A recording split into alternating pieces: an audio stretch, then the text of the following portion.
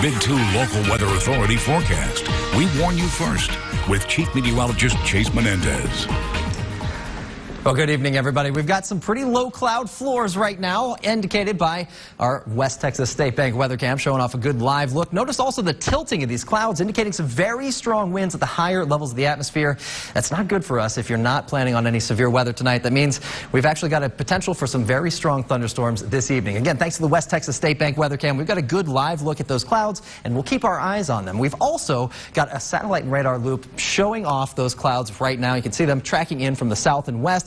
Mostly, that's the wind direction that we're looking at the higher parts of the atmosphere, generally coming in out of the southwest, tracking towards the north and east. So the storms are generally going to fire off down at the higher elevations, parts of the Marfa Plateau, near El Paso. And the main source of the convection, the main source of the energies, this low pressure system that's going to be tracking towards us. As it does so, that's going to spill over into the basin, kicking off some pretty significant thunderstorms. We're already looking at some thunderstorms firing off near Marfa and Alpine. They're continuing to track along that northeasterly direction. Have not become severe just yet, but we are looking at a couple of storm cells that are severe right now.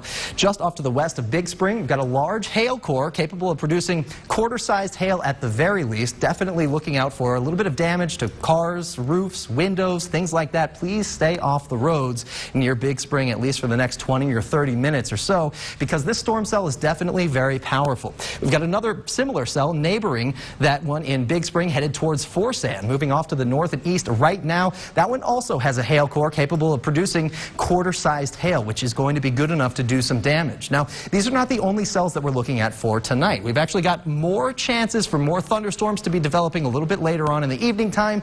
By around 7 p.m., I do expect a couple more isolated storm cells to be kicking through the southern basin, right near the Split, Fort Stockton, looking at some thunderstorm chances as well. Now, as we go to the evening hours, that's when we start to see everything beginning to organize a little bit. Now, some of these storm cells could be right where this model is placing them, or translated off to the north, off to the west. I really think that the central basin has the highest chance for some of these strong to severe thunderstorms this evening. Now, getting into the early morning hours, most of the storm activity has died down to producing general thunderstorms. We're not going to be looking at severe weather potential overnight into the early morning hours tomorrow, but notice there is still a lot of rain whipping up by 5 a.m. We're still looking at some pretty powerful rain sources moving through the central basin. So we could be looking at more flooding for tomorrow morning as that low pressure sweeps through south of I-10. It is going to phase out, but that's not going to come without any rain. So we're still looking at even more rain chances for tomorrow afternoon. Now, thankfully, by tomorrow, most of the severe weather will die down. We've still got that slight risk issued by the Storm Prediction Center, outlined in yellow here for a lot of our viewing area, including Ector and Midland counties. So do watch out if you don't have your car parked underneath a structure right now. Maybe it's a good idea to go ahead and do so. I'm planning on a lot of hailstorms picking up by the time we get to this evening. And again, thankfully, tomorrow, most of the severe weather risk is going to be outside of our viewing area, but spilling over into places like Houston and central and southeastern Texas. So do watch out. We're looking at more hailstorms coming through for this evening, more damaging winds, and of course, flooding is always a possibility.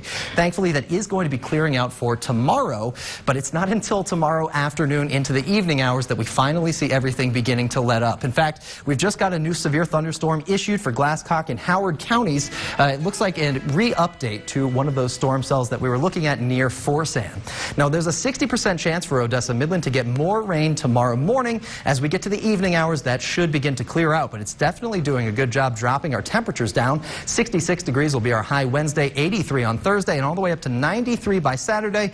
I've got to admit, I'm a little skeptical about that cold front coming through Sunday. It looks a little bit weak, and also the models are not showing it coming with any more rain chances, but I'll keep you posted on that as we get closer to Sunday, and I'll also keep you posted on the thunderstorm chances for tonight. We know you will. Of course, tomorrow looking very cold as well. Yes. All right, Chase, thank you.